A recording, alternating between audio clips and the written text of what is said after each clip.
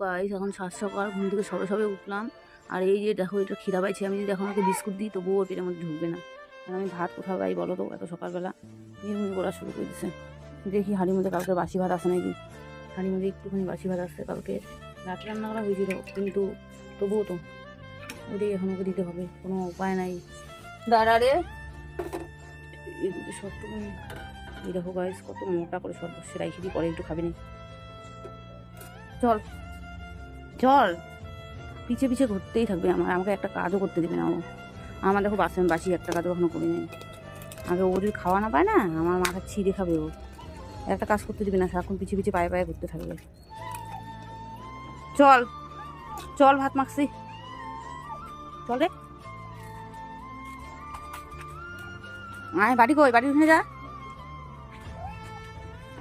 ওর আসলে বাচ্চা হবে না, ওর একটু খিদা পায় যায়, খিদা পায় ওর।